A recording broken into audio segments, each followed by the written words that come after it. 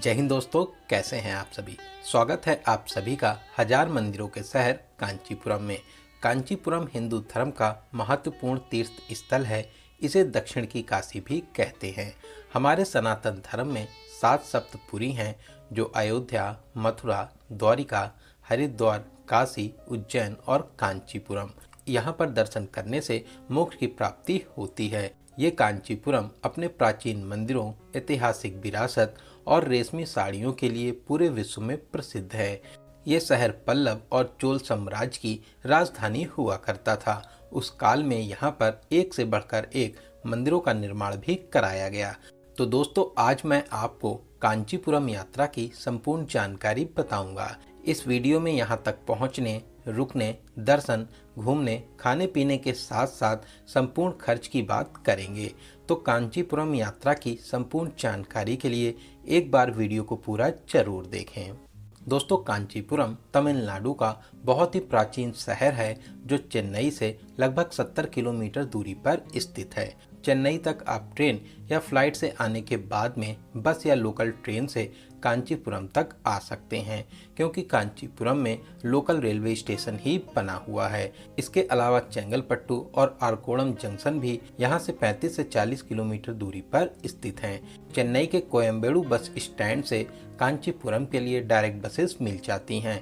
बस में इस दूरी के लिए 60 से 70 रुपए का चार्ज करते हैं। सामने ही आप कांचीपुरम का बस स्टैंड देख रहे हैं। बस स्टैंड से यहाँ का प्रमुख कामाक्षी माता मंदिर 400 मीटर दूरी पर स्थित है। तो चलिए अब हम लोग बात करते हैं रुकने की। बस स्टैंड के पास में ही मेन चौराहा है। यहाँ पर बहुत से होटल्स और लॉज बने हुए हैं। इसके अलावा मंदिर मार्ग पर भी बहुत से होटल, गेस्ट हाउस और लॉज मिल जाते हैं। यहाँ पर होटल्स की स्टार्टिंग 1000 से 1200 रुपए में हो जाती है।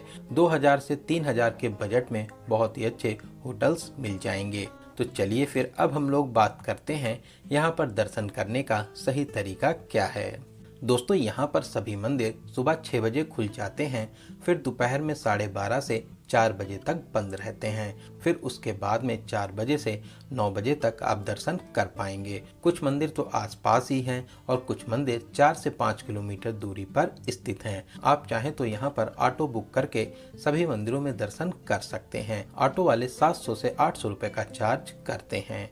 दोस्तों, अभी हम लोग आ चुके हैं कांचीपुरम के बहुत ही प्रसिद्ध मंदिर कामाक्षी माता मंदिर के भव्य दरबार में। कांचीपुरम को दक्षिण की काशी भी कहा जाता है।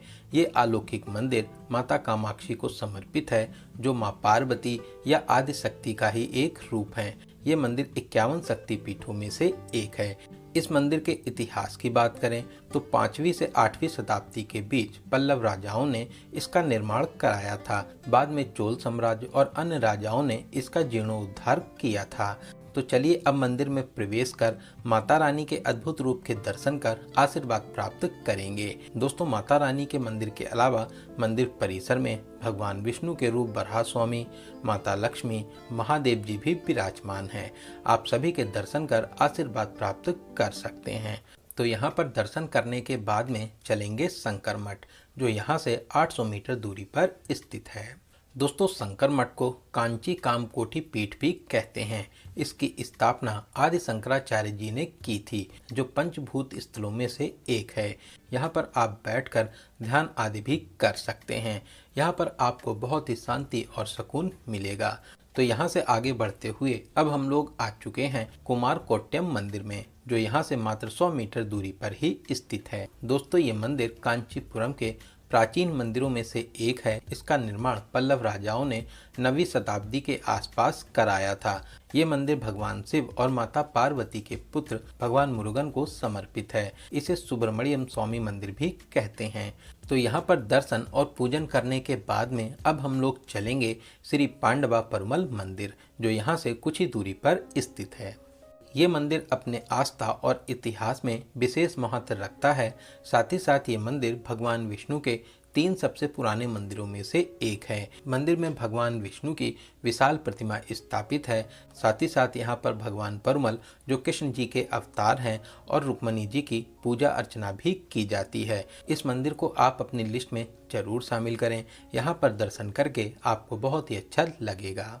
तो चलिए आगे बढ़ते हुए अब हम लोग आ चुके हैं कांचीपुरम के सबसे खास और ऐतिहासिक मंदिर कैलाशनाथ मंदिर पर। दोस्तों, ये मंदिर अपने आप में ही एक रहस्य है।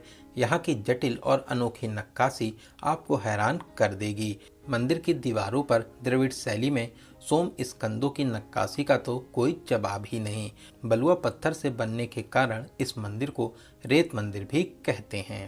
इस भव्य मंदिर का निर्माण पल्लव राजा नरसिंह वर्मन द्वितीय ने कराया था और उनके पुत्र महेंद्र वर्मन ने इसका कार्य पूरा कराया। दोस्तों, यहाँ के मुख्य मंदिर में ग्रेनाइट का विशाल शिवलिंग स्थापित है। आप यहाँ पर दर्शन कर पूजा अर्चना कर सकते हैं। तो यहाँ पर दर्शन करने के बाद में अब हम लोग दूसरे मंदिर चलेंगे। दोस्तों, अभी हम लोग आ चुके हैं बैकुंठ परमल मंदिर में। ये मंदिर यहाँ का बहुत ही प्रसिद्ध मंदिर है। आप मंदिर में आकर दर्शन कर सकते हैं, लेकिन मुख्य मंदिर में अभी निर्माण कार्य हो रहा है, इस कारण से वहाँ पर दर्शन बंद है। ये मंदिर अपनी त्रिस्तरीय संरचना के लिए जाना जाता है। यहाँ पर भगवान विष्णु अलग अलग मुद्रा में खड़े, बैठे और लेटे हुए विराजमान हैं। इसका निर्माण पल्लव राजा नंदी बर्मन ने कराया था। दोस्तों, ये मंदिर बहुत ही अलौकिक है। आप यहाँ पर भी दर्शन करने जरूर आएं। तो यहाँ पर दर्शन करने के बाद में चलेंगे एकेम्बेश्वर मंदिर। दोस्तों, ये मंदिर कांचीपुरम के सबसे बड़े मंदिरों में से एक है, जो भगवान शिव को समर्पित पंचभूत स्थलों में से एक है। ये मंदिर पंच तत्वों में से एक पृथ्वी को दर्शाता है। मान्यताओं के अनुसार माता पार्वती ने रेत से यहाँ के मुख्य शिवलिंग को बनाया था। इसके अलावा मुख्य मंदिर के चारों तरफ 1008 शिवलिंग स्थापित हैं। इन शिवलिंगों की प्रतिदिन पूजा अर्चना भी होती है। यहाँ पर 3500 साल पुराना आम का पेड़ भी है। इसी आम के पेड़ के नाम पर संस्कृत में इस मंदिर का नाम एकेम्बेश्वर मंदिर पड़ा है। दोस्तों, यहाँ के बड़े बड़े गलियारे और शानदार नक्काशी आपको रामेश्वरम मंदिर की याद दिलाता है। तो चलिए, यहाँ पर दर्शन करने के बाद में अब हम लोग चलेंगे वरदराज पेरुमल मंदिर, जो बस स्टैंड से 5 किलोमीटर दूरी पर स्थित है। दोस्तों, ये भव्य मंदिर भगवान विष्णु को समर्पित 12 आलवार संतों के तीर्थ के रूप में जाना जाता है। ये मंदिर 7 परिसर में बना हुआ है।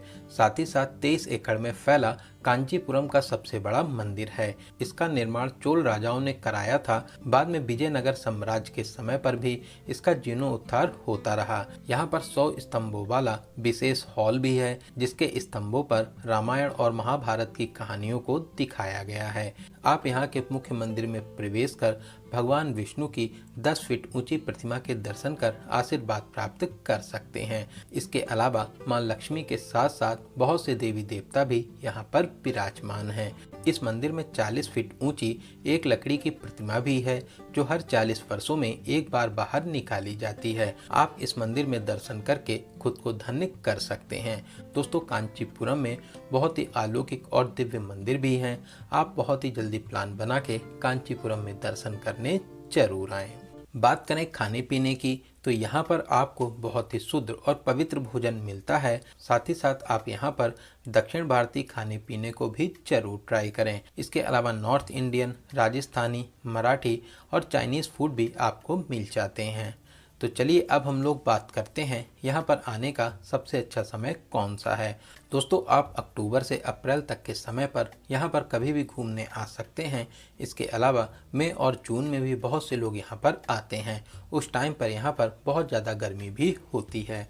बात करें आपको कितने दिनों का प्लान बनाना चाहिए, तो आप 2 डेज़ और 1 नाइट के प्लान में बहुत ही अच्छे तरीके से पूरे कांचीपुरम में दर्शन प्राप्त कर सकते हैं। बात करें बजट की, अगर आप 2 से 3 लोग हैं तो आप 6000 से 7000 रुपये प्लस ट्रेन टिकट, इतने बजट में बहुत ही आराम से इस कांचीपुरम यात्रा को पूरा कर लेंगे। तो चलिए दोस्तों, अब मिलते हैं किसी ऐसे ही इन्फॉर्मेटिव वीडियोस में। तब तक आप अपना और अपने परिवार का बहुत ज़्यादा ख्याल रखें। आपकी यात्रा सफल, सुगम और मंगलमय हो। जय हिंद, जय भारत।